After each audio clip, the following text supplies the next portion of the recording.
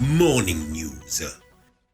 Aimables téléspectateurs de Joliba TV News, bonjour et bienvenue au rendez-vous de l'information. L'Organisation des Nations Unies pour le développement industriel ONUDI, en partenariat avec le ministère de l'Industrie et du Commerce, ont organisé la journée de l'industrialisation de l'Afrique JIA. Industrialiser l'Afrique est un engagement renouvelé en faveur de l'industrialisation inclusive et durable de la diversification économique. C'est cela le thème retenu de cette édition 2021. Suivant.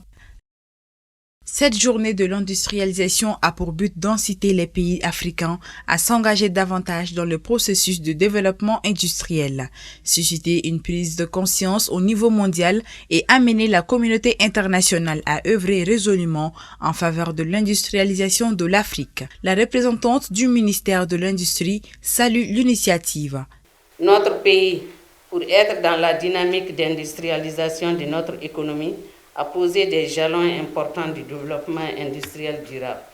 Aussi, d'importantes activités ont été réalisées par mon département en collaboration avec les partenaires, parmi lesquels on peut citer la réalisation de l'étude sur l'impact des investissements sur le développement des tissus industriels, la poursuite de la mise en œuvre du programme de restructuration et de mise à niveau des entreprises industrielles, phase de relance 2017-2019, l'accompagnement d'entreprises à la certification, l'accompagnement des laboratoires ou autres organismes d'évaluation de la conformité à l'accréditation, la création de l'appui à la technologie et à l'innovation dans 2 centres de recherche.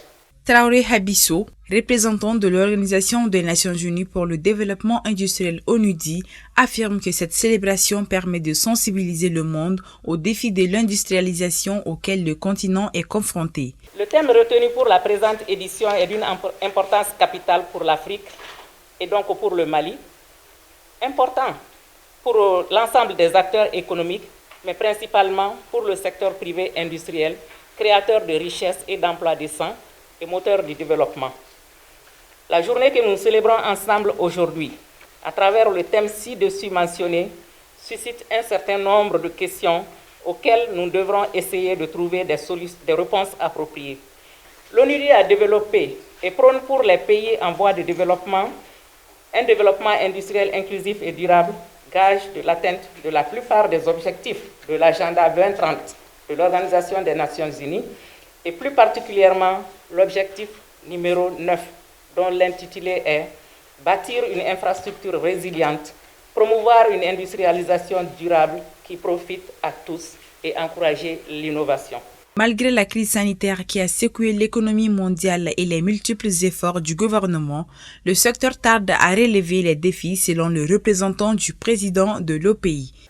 L'État dans ce domaine précis doit continuer, sinon accélérer sa politique de mise à niveau et de modernisation de nos infrastructures logistiques.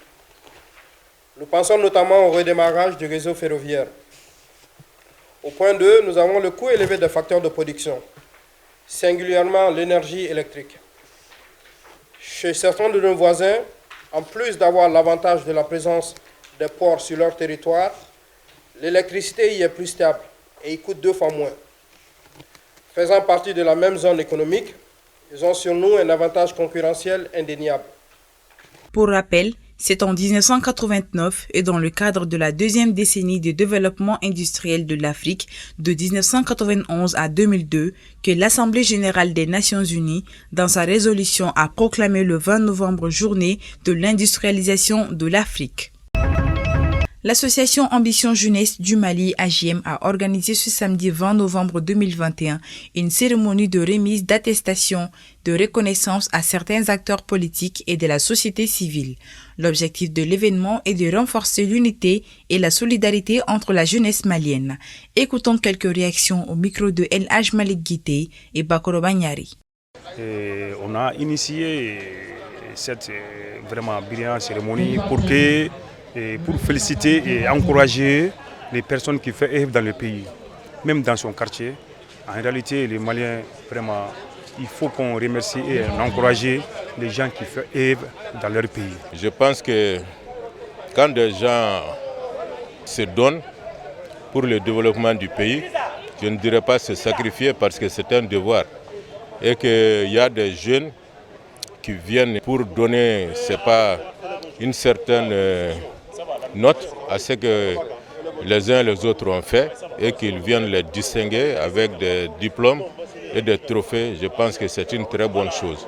Une telle récompense me va droit au cœur. En réalité, ça me prouve la détermination de la jeunesse par rapport à l'accompagnement de la transition de l'équipe transitoire. C'est ici que nous avons pu comprendre que réellement la jeunesse est prête pour se battre pour sa nation. À cela, cette initiative est salutaire et doit être accompagnée. La finale du championnat national du slam du Mali 2021 a eu lieu ce samedi 20 novembre au Palais de la Culture Amadou Hampâté-Bâ. Après une compétition entre les jeunes amoureux de slam, Khadijatou Mariko remporte dans la rubrique Les enfants slam, les adultes acclament et dans la rubrique championnat national interuniversitaire de slam. Suivons quelques réactions au micro de Adama Sanougou. Je suis très heureuse d'avoir remporté ce trophée parce que c'était en quelque sorte un défi pour moi. J'ai toujours aimé le slam et j'aime toujours remporter des trophées. Bon, c'est mon petit défaut, une qualité on peut dire, mais j'aime beaucoup les trophées. Et ce que j'aime par-dessus tout, c'est l'expérience qu'on tire de ces compétitions. À l'avenir, je n'envisage pas d'abandonner le slam. Je compte continuer avec le slam et en même temps exercer un autre métier à côté. Ce que j'aimerais faire, c'est, si j'en ai les moyens, c'est d'ouvrir une école de slam où je vais enseigner, ou bien même si moi-même je n'enseigne pas le slam, ou une école dans laquelle on va enseigner le slam à ceux qui veulent dans le futur devenir des slameurs et des slameuses. Je suis animé d'un sentiment de fierté. Je suis vraiment content. Dire que je suis enfin arrivé, c'est indescriptible au fait. Les organisateurs, je leur dirais que déjà l'islam commence réellement à prendre de l'ampleur au Mali et c'est réellement une opportunité pour le jeune de s'exprimer à travers l'art. Donc de multiplier ce genre d'opportunités aux jeunes pour promouvoir encore cet art qui est l'islam bien sûr. Bon, pour les autres slameurs, je leur dirais ce que je dirais tout le temps, que les premiers islamiquement dans une compétition n'est pas forcément les premiers en matière d'islam. Alors, continuez de travailler. Prochainement, ce serait sûrement votre tour. En conflit avec le président du conseil de cercle, Dadi Diarra, la population de Kolokani a manifesté ce vendredi 19 novembre 2021 pour dénoncer les actions de ce dernier et exiger son départ. El Hadj Malick Guité et Moussa Tembini. La population de Kolokani ne veut plus Dadi Diarra, président du conseil de cercle. À l'appel de plusieurs chefs de village, ils sont sortis massivement ce vendredi 19 novembre 2021 pour exprimer leur ras-le-bol face à la conduite de ce dernier qu'ils qualifient de nuisible au développement de leur localité. En effet, depuis son élection au conseil du cercle, nous n'avons reçu du président que des exactions, emprisonnement des citoyens, injures à l'endroit des autorités coutumières, etc. S'aimer la division dans les villages, son acharnement contre les autorités communales pendant plusieurs années. Nous ne pouvons citer toutes ces actions à l'encontre des intérêts de la ville de Kolokani et au-delà. Ainsi, les habitants de Kolokani, très en colère, ont marché jusqu'à la préfecture avec une multitude de doléances, dont la démission de Dadi Diarra. La restitution du marché du bétail à la chefferie et à la mairie. Restitution de la maison des jeunes. Sursoir à l'action judiciaire à l'endroit de Seydou Adama Traoré. Sursoir à l'action de démolition des maisons des paisibles populations. Compte tenu de tout cela, nous demandons le départ du président du conseil de cercle, Dadi Diarra. Le préfet du cercle de Kolokani, après avoir rassuré la population, a promis qu'il transmettra la déclaration aux autorités compétentes. Et nous leur rassurons que cette déclaration qui vient d'être remise à ma personne, en qualité de représentant de l'État au niveau du cercle de Kolokani, que je la remettrai à qui de droit pour bon traitement. Et toutes les réponses qui seront réservées à cette déclaration seront portées à la connaissance de la population du cercle de Kolokani. La marche s'est achevée sans incident malgré la colère de la population qui voulait coûte que coûte la fermeture des locaux du conseil de cercle. À présent, suivons l'actualité hors de nos frontières avec Aminata Traoré. L'Éthiopie salue le retour des précieux objets d'art pillés par des soldats britanniques il y a plus de 150 ans, après une longue campagne pour leur restitution. La collection récupérée du Royaume-Uni, de la Belgique et des Pays-Bas comprend une couronne de cérémonie, un bouclier impérial, un ensemble de verres en argent, un livre de prières manuscrites. Le rapatriement de ces objets dans leur pays d'origine revêt d'une importance considérable. Notre pays abrite une histoire ancienne, mais nos objets sont dispersés partout, ce qui a un impact sur l'image du pays dans le monde.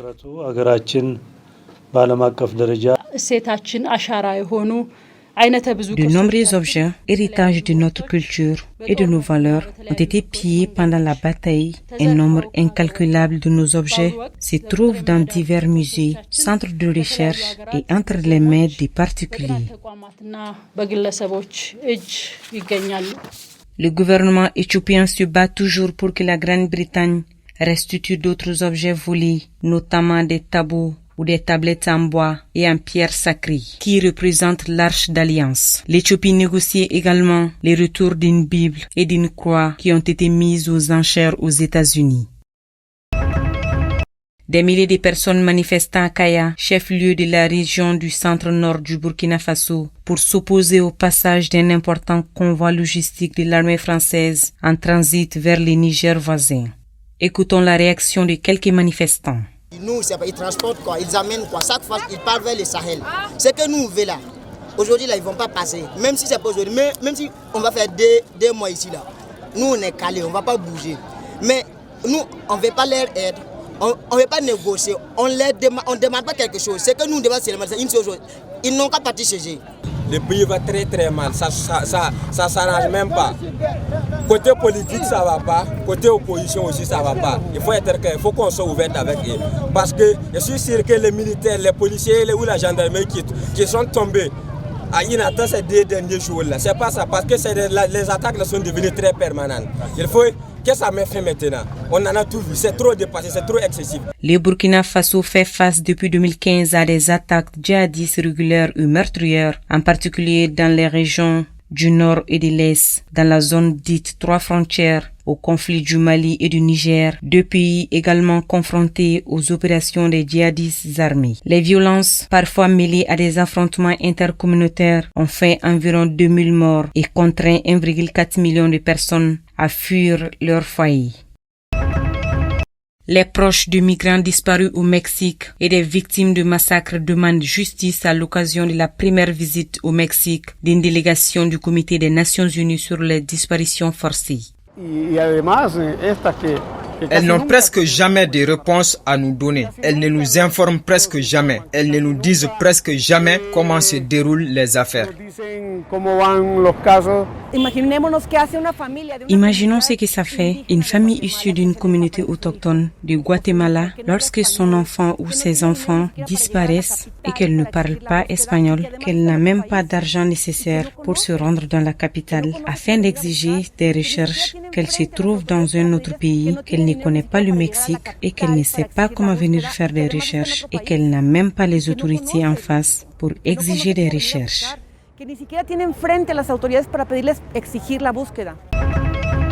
Des policiers et des pompiers néerlandais inspectent les dégâts et nettoient la ville portuaire de Rotterdam après qu'une émeute a éclaté lors d'une manifestation contre des mesures sanitaires liées au coronavirus. Plusieurs dizaines de personnes ont été arrêtées et au moins 7 personnes ont été blessées, et dont des policiers, lors d'un déclenchement de violences nocturnes dans l'une des principales rues commerçantes de Rotterdam. Samedi, le gouvernement néerlandais envisage en outre de restreindre l'accès aux lieux de restauration et de loisirs après la période de 3 semaines aux seules personnes vaccinées ou guéries de Covid-19. Mais la mesure très controversée a rencontré une opposition significative lors d'un débat au Parlement cette semaine. Des mesures similaires ont déjà été prises dans l'Allemagne voisine, tandis que l'Autriche s'apprête à reconfiner totalement lundi sa population. Mesdames et messieurs, c'est la fin de ce Joliba Morning News. Bon début de semaine à toutes et à tous.